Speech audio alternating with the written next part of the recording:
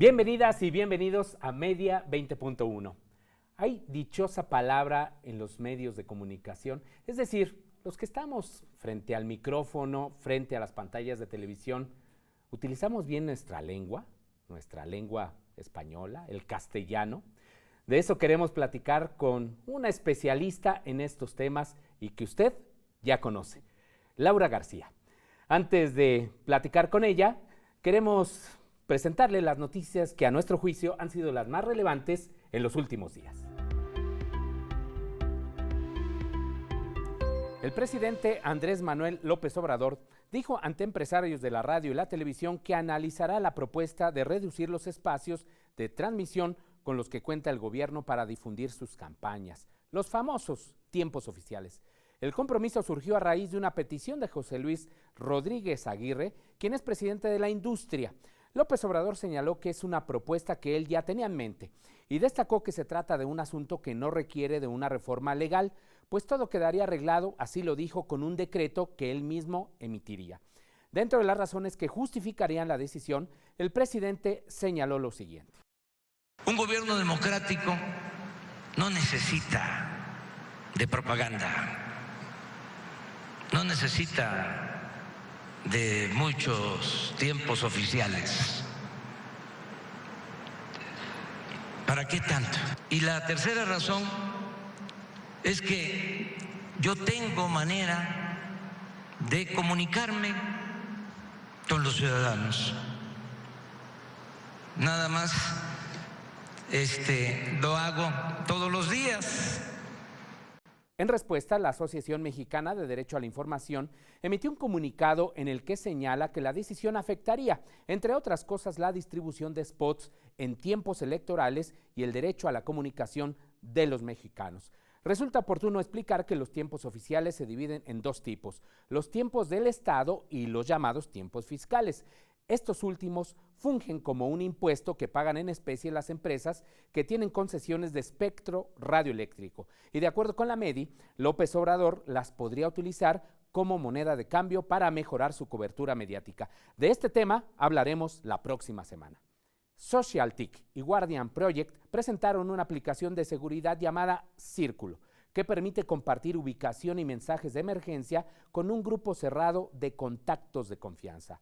Originalmente la aplicación fue pensada para mujeres periodistas, pero cualquier persona interesada la puede descargar, aunque por el momento solo está disponible para sistemas Android.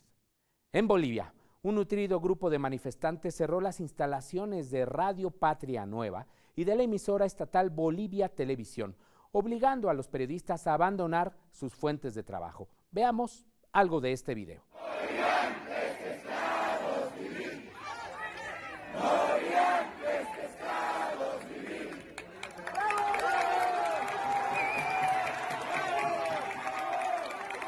Por su parte, la Sociedad Interamericana de Prensa emitió un comunicado condenando los hechos y solicitando que no se actúe en contra de colegas periodistas, argumentando filias y fobias políticas y que se les deje cumplir con su trabajo, hacer periodismo.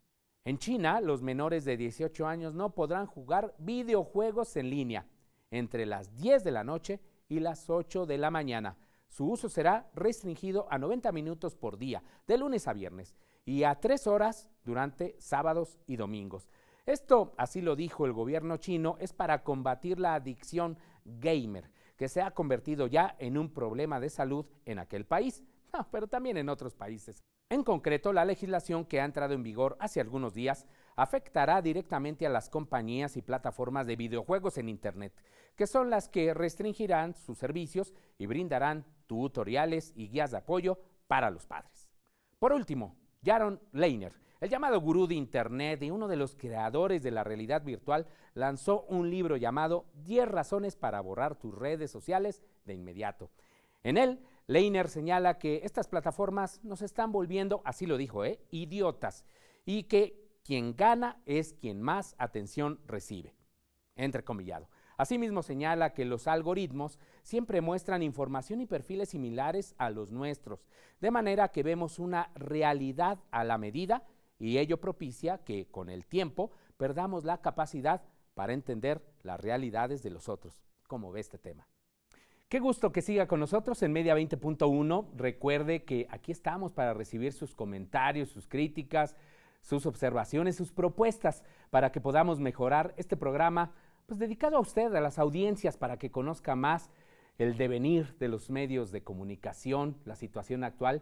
Y hace un tiempo que nunca lo hemos hecho, hemos hablado de la lengua, de cómo utilizamos la lengua. Laura García, bienvenida. ¿Cómo estás? Qué gusto estar aquí. No, estamos realmente muy contentos que tú nos acompañes porque ya la 17ª, ¿lo dije bien? Temporada de la dichosa palabra en Canal 22 en este caso. Ahí estamos, la verdad es que estamos muy contentos de sumar año con año, y un proyecto que empezó como un experimento a ver qué pasaba, pues nos dimos cuenta de que hay mucho interés en la lengua y que todo el mundo, sin diferencia de edad, de lugar de nacimiento, de profesión, de los gustos, a todos nos interesa el lenguaje y hay una genuina voluntad de hablar mejor. Aunque muchas veces lo que pasa es que el diagnóstico no se hace, es decir, no sabemos cómo hablamos. Entonces, a veces hablamos peor de lo que pensamos porque no sabemos que estamos hablando mal. Y eso creo que los medios tienen mucho que ver en eso. Sí, por supuesto, que eso es parte también del objetivo de esta entrevista. Tú has estado en radio, en televisión, incluso en los medios impresos, ya tienes una larga experiencia aquí en este tipo de participaciones, incluso aquí en TV UNAM, pues has hecho varios programas, varias participaciones especiales. ¿Cómo usamos la lengua en los medios? Yo digo que es muy variado. Depende del tipo de programa, depende del tipo de persona que se dirija al público, porque lo que tiene, por ejemplo, en el caso de la televisión es que no sabes quién te está viendo. Uno puede tener una audiencia y de repente cuando está físicamente la gente que te está escuchando, uno puede como ver, ¿no?, las reacciones, la edad, si te están entendiendo o no, si te están aburriendo o no. Pero en el caso de la televisión uno no sabe quién está al otro lado. Entonces uno tiene que hablar muy genérico. Y yo creo que lo que deberíamos hacer es meternos como en un terreno más neutral, quizá más genérico, para no discriminar a nadie, para no ofender a nadie, para contemplar, ¿no?, e incluir a todo el mundo. Y eso te obliga a meterte en una zona un poco más neutral, más genérica, donde uno no se vaya por ninguna esquina. Pero por lo general yo creo que hay que diferenciar si es de corte de entretenimiento, si es deportivo, si es noticia, si es de debate. Es decir, también los registros que uno tiene en la lengua, que uno no habla igual con un hijo que con un abuelo, que con un jefe de Estado.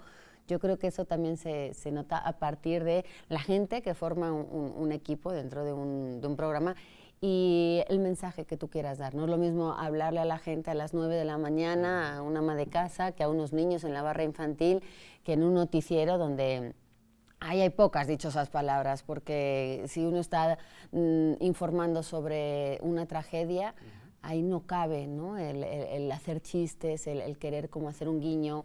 Uno se tiene que mantener en un tono muy solemne. Entonces, depende mucho de quién te vea, y yo creo que uno tiene que ser muy consciente de eso, del mensaje y del formato, y un poco se tendría que hablar de eso antes de formar un proyecto, ¿no? ¿Qué tipo de persona eres? Claro. Yo no hablo igual en la dichosa palabra que con amigos, evidentemente. Uno me ve muy seriecita ahí y dice, ay, mira, que bien usa el lenguaje. Bueno, sí, ahí sí, porque tengo que cuidar un poco, ¿no?, el vocabulario, y aún así, pues, cometemos errores como todo el mundo.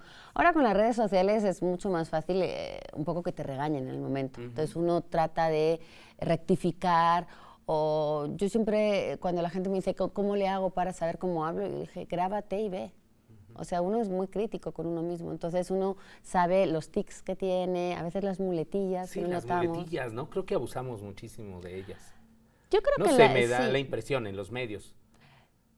Posiblemente también depende mucho del corte del programa, quizá más en radio que en televisión. En televisión uno, como está más... pues el lenguaje es diferente, sí, ¿no? Claro. El lenguaje corporal, uno está pendiente de también lo que proyecta, cómo se viste, los gestos que tiene, y en radio uno se permite más licencias y a veces también, ¿no?, se relaja uno. Pero también yo creo que la voz es mucho más potente en radio porque es lo único, claro, que le llega al escucha, ¿no? Entonces tienes que proyectar todo a partir de la voz. Y ahí quizá las muletillas o los errores son menos perdonados porque se notan más. No hay nada que lo distraiga, es la voz directamente. Y por supuesto en la prensa escrita, pues ahí no hay manera de cometer errores. Hay que ser más cuidadosos, ¿no? Pero tu diagnóstico entonces yo lo veo como que muy positivo hacia lo que se ve en los noticiarios, en las telenovelas incluso, no sé. En las telenovelas lo que pasa es que yo creo que, por ejemplo, justo en ese rubro se repiten mucho las fórmulas. Uno ya sabe lo que le funciona y entonces trata de repetirlo y ahí se quedan. Hay poca experimentación, por así decirlo, en innovación. Yo creo que por eso ahora la irrupción de las series en otras plataformas, otro tipo de series que no son consideradas telenovelas, vienen a refrescar mucho eso, porque si no nos estábamos acartonando mucho en un tipo de lenguaje. Y vuelvo a lo de antes, la gente tiende a pensar que lo que ve en televisión es una autoridad, cosa que tampoco está bien, porque no somos autoridad y porque uno tiene que cuestionar todo lo que ve, lo que escucha, lo que piensan, lo que te cuentan, que es justo para formarte una propia opinión. Y en el caso del lenguaje es lo mismo, tú tienes que cuestionar cómo hablan los demás para saber si esa es tu manera en la que quieres hablar. Y entonces imitar completamente todo lo que uno ve en televisión no está siempre bien. Hay muchos programas que tratan de hacer mucho humor, mucha parodia, mucho, ¿no? Un tono muy cómico, y ahí se queda mucho esos juegos de palabras. Algunos son muy afortunados, otros no tanto. Otros, por ejemplo, son los albures, ¿no? Pero doble los albures, sentido. me parece que es un gran ejercicio lingüístico. Aunque tienen una inclinación muy sexista, ¿no? Eso es lo que se cuestiona. Sexista y racista y homofóbica y posiblemente muy discriminadora. Pero yo justo creo que para alburear bien, y para alburear bien uno tiene que entender el albur, porque si no, no hay intercambio, entonces ahí se queda el juego de palabras.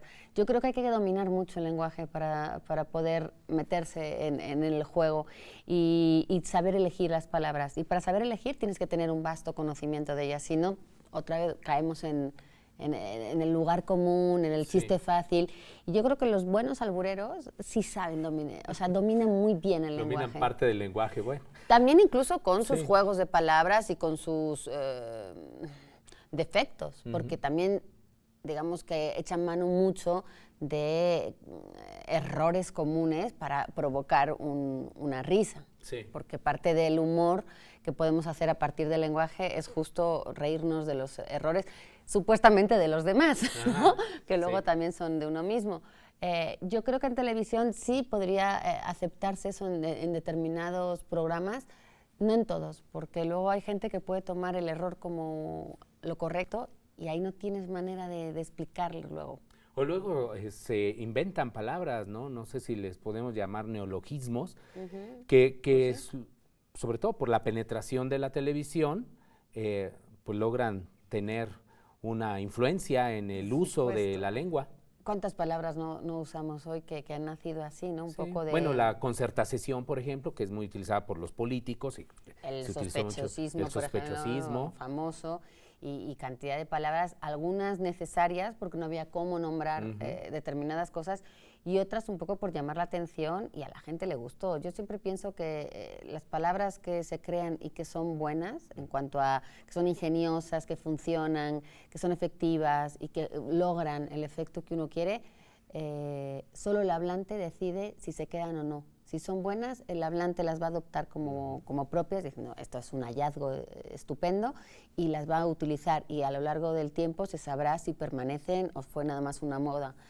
Pero por mucho que creemos una que sea fantástica, si a la gente no le gusta, no va a quedar. Ahora, a ti no te disgusta, por lo que veo, ya tenemos que hacer un corte, pero no te disgusta el hecho de que se creen estas palabras y que no aparezcan en el diccionario. Me parecen peligrosas porque creo que cuando no están en el diccionario y cuando no hay un uso normativo, caes en el peligro de que pueden ser malinterpretadas. No hay un registro, no hay un... ¿Cómo decir? No hay alguien que diga, esto se dice así, es coloquial, es vulgar, es malsonante, es ofensivo. cuando una palabra no está registrada con todos sus usos y sus significados, corres el peligro de que alguien no te entienda o te entienda mal. Y entonces puedes quedar mal, tú queriendo ser cordial, alguien interpretarlo como que está siendo muy grosero. Eso es lo que pasa con las palabras cuando no tienen un uso registrado, que uno puede usarlas mal y uno puede entenderlas mal. Entonces, yo estoy muy a favor de que la población juegue con el idioma y experimente y se vea qué pasa con la evolución, pero sí haría una apelación a la norma de repente. No se vale tampoco una anarquía. Nos quedamos con eso, tenemos que hacer un corte y pues hay mucho que platicar todavía con Laura García.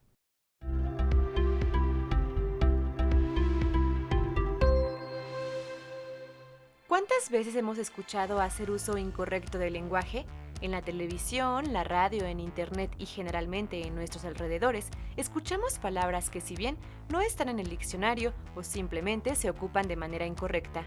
¿Qué opina la audiencia sobre el cambio que ha tenido el lenguaje en los medios de comunicación?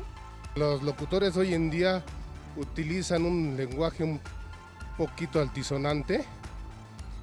Hay algunas estaciones, el lenguaje está fuera de tono.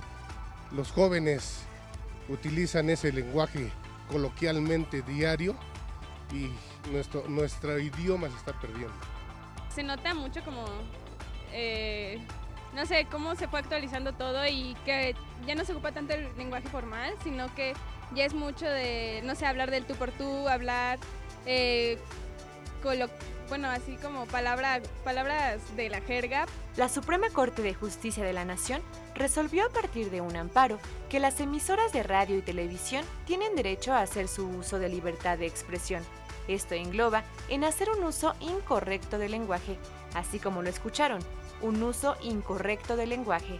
La fracción 9 del artículo 223 de la Ley Federal de Telecomunicaciones y Radiodifusión establecía como función de la radio y televisión propiciaran el uso correcto de la lengua, además de otros importantes puntos dentro del artículo como la difusión de los valores, la integración de las familias, igualdad, entre otros puntos.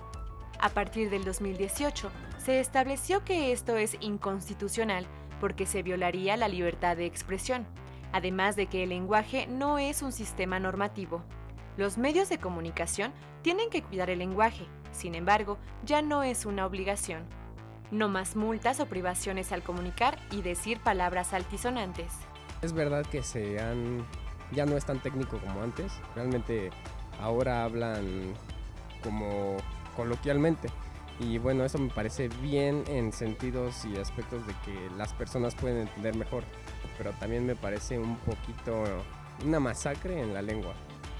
Mal, pues porque se está perdiendo los valores. Y es cierto, sí es cierto, hasta en los comerciales, publicidad, se escucha un léxico muy mal, se utilizan unos términos que no deberían. Ahora, los programas de radio y televisión, al contar con más libertad de expresión en sus contenidos, los defensores de las audiencias deben cuidar y proteger lo que se transmite para un público principalmente infantil. Aunque sea un reto cuidar y salvar nuestro lenguaje en los medios de comunicación, aún se está a tiempo de alcanzar un equilibrio entre libertad de expresión y el uso correcto del lenguaje, no por tecnicismo o por antigüedad, sino por respeto y protección al público que nos ve y escucha, como lo dice Laura García a continuación en este programa. Gracias a Paulina Gómez por esta cápsula que, Laura, es un tema muy interesante esto que nos comenta Paulina. Fíjate, eliminan esto del uso correcto del lenguaje pues ya como una obligación, porque se le veía, como bien nos explica, como un mecanismo de censura. ¿Tú qué piensas de eso? Yo no conocía este cambio. Es una sentencia de la Corte, no es una obligación. Es un tema interesante. Porque creo que si uno es muy escrupuloso a la hora de aplicar el lenguaje correcto, es verdad que todos estaríamos reprobados reprobados por la autoridad. Sí. Afortunadamente el hablar mal no se multa, no es un delito, nadie va a la cárcel por esto, pero sí creo que debería haber un estándar mínimo, una exigencia de la gente que se dedica a la comunicación, saber comunicar. ¿no? Digo, para eso se estudia y para eso uno tiene que estar, el veterinario tiene que saber de medicina, Claro. y el arquitecto tiene que saber de materiales, es decir, hay que estar preparado. Y si uno se sienta aquí a comunicar de lo que sea, uno necesita saber las herramientas con las que lo tiene que hacer. Entonces yo sí creo que debería haber una base, un mínimo exigido para saber, volvemos a lo mismo. Si tú sabes, cuantas más palabras sepas, sabes cuál usar en qué contexto. Entonces, si ahora quiero ser grosera, quiero insultar, bueno, pues yo tengo ahí una batería de palabras para insultar, pero lo estoy haciendo conscientemente. El problema es cuando solo tengo esas palabras, entonces estoy insultando aunque no quiera. Entonces, ese es el gran problema.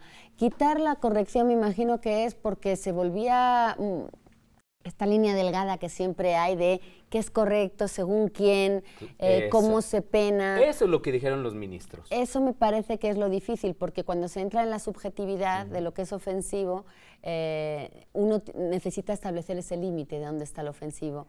Y cuando se discrimina y cuando se ofende, yo creo que todos sabemos cuando ofendemos. Sí. O sea, hay también ahí un tronco común que todos sabemos cuando una palabra tiene sus matices, por mucho que lo tratemos de disfrazar y de justificar. Pero supongo que hay líneas muy delgadas en las que no se sabía qué hacer. Y a lo mejor estaban viéndose muy saturados, muy rebasados a la hora de sancionar y optaron por, no sé, habría que preguntarles a ellos, pero a los ministros. Yo puedo entender por qué se volvió muy difícil ser estricto en el cumplimiento de esa ley. Es como todo. Siempre hay matices y siempre hay exageraciones. Uno le quitan la ley y de repente siente que hay barra libre para poder hacer lo que sea. Yo creo que siempre hay que recurrir al sentido común, que eso es el menor de los sentidos usados, y me parece que si todos tuviéramos claro que estamos aquí, que hay mucha gente escuchándonos y que puede haber niños y que puede haber gente que se ofenda, aludidos sin darnos cuenta, hay que aceptar la responsabilidad que uno tiene a la hora de estar aquí y responsabilidad ser muy y ética. consciente. Sí, ética, que también es muy importante. Es que justo lo que mencionabas, hay locutores, sobre todo los de la vieja guardia, muy experimentados, que decían, antes a nosotros nos obligaban a tomar un curso en la Secretaría de Educación Pública para obtener mi licencia, ya sea A o B, o como comentarista para estar en las estaciones de radio y televisión. Eso se eliminó desde el gobierno, pues prácticamente de Salinas, porque cuando no era muy útil. Sí. A veces, porque uno podía pasar un examen, pero luego había una serie de censuras o de llamadas de atención, por así decirlo, pero nadie rectificaba, nadie corregía, ¿no? Esa manera de a lo mejor de cometer un error según este código. Entonces, pues si uno no está cumpliendo con eso, pues ¿para qué lo hacemos, no? Pero ahora volviendo a lo de la vieja guardia, el viejo periodismo, nos podemos fijar mucho en, por ejemplo, en noticieros. Es muy clara una línea que puede llegar cada uno, no tanto de editorial, sino de estilo. Sí. Y uno siente que cuando está dando una noticia seria, uno tiene que adoptar entonces se vuelve muy solemne y muy sofisticado en los giros y en la manera. Y entonces decías, oye, lleva 10 palabras y todavía no sé dónde quiere llevar, porque ha querido ser tan cortés, tan respetuoso, que está utilizando más palabras de las necesarias porque necesita mantener un estilo, un tono. Y yo creo que sobre todo en los noticieros hay que ser muy directos, muy desnudos a la hora de presentar las noticias. Es esto, esto y esto, y no meterle tanta flor, tanto adorno, porque estás hablando muchas veces de muertes, de atentados, de asaltos, de accidentes, de cosas realmente graves que a veces por querer disimular y de provocar estos eufemismos que a veces utilizamos como para no decir las cosas por su nombre, estamos alterando la verdad. Ahora, sin ir más lejos, y eso daría para otro programa, lo del lenguaje incluyente. Eso te iba a preguntar, ¿qué piensas tú del lenguaje incluyente? Ahí, sin ir más lejos, en la información está muy claro. Se habla de muertes, y no son muertes, son asesinatos. Sí. Para mí hay ahí un matiz nada sutil, que es toda la diferencia en cómo se trata una noticia.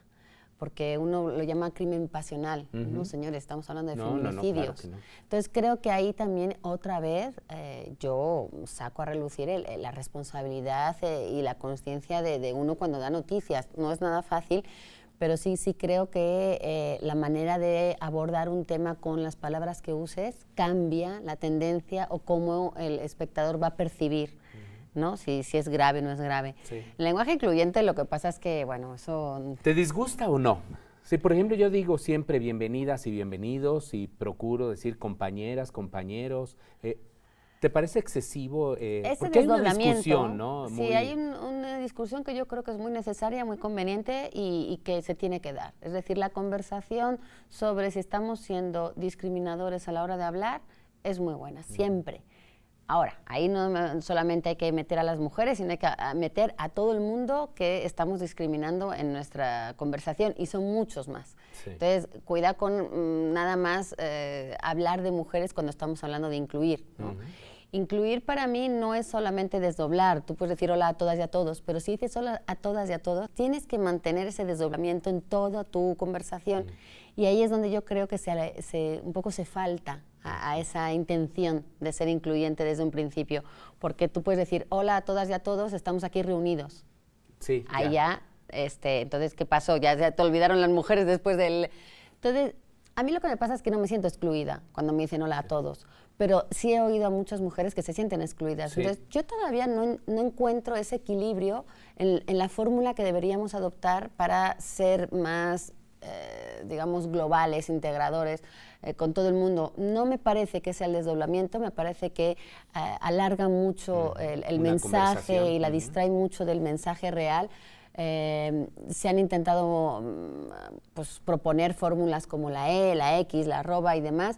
Yo siento que el verdadero problema de la inclusión consiste en el significado real de las palabras, el significado que le damos nosotros con una connotación a partir del uso. Y eso hay un ejemplo muy, muy claro en el caso de, por ejemplo, que las alcaldesas no quieren ser llamadas alcaldesas porque sienten que son menos que unos alcaldes. Cuando si tú vas al diccionario, pues el alcalde y la alcaldesa es el masculino y el femenino. El problema es que históricamente alcaldesa se le ha llamado a la cónyuge, a la mujer del alcalde. Y cuando una ha llegado a ser alcaldesa por votos, igual que el alcalde, entonces lo que quiere es un poco reivindicar esa importancia. Sí, pero yo soy alcaldesa por votación popular, no por llegar casada con... Entonces, esa manera de tener un significado que un poco la rebaja, es lo que creo que debemos cambiar. Y eso no es tanto el lenguaje, sino la realidad. Ojalá haya más ministras, más abogadas, más presidentas, para que ya no nos parezca diferente ese uso. Siempre será el uso el que predomine, y pasarán años para saber cuál de todas estas fórmulas que se están proponiendo ahora sea la que triunfe, porque será la cómoda y la justa. Pues ya se nos terminó el tiempo, Laura, y yo te quería preguntar de las lenguas indígenas, de los anglicismos, de todas estas, hablabas, por ejemplo, del arroba, ¿no? Y de cómo se han incorporado esto del hashtag, como que ahora permea todo esto en los medios, pero pues ya hablaremos en un siguiente programa si me lo permites. Por supuesto, Laura. serán gusta. Pues bueno, pues desafortunadamente hay que usar la lengua, ¿no? Nos dices como... Hay que usarla conscientemente. Conscientemente, con responsabilidad.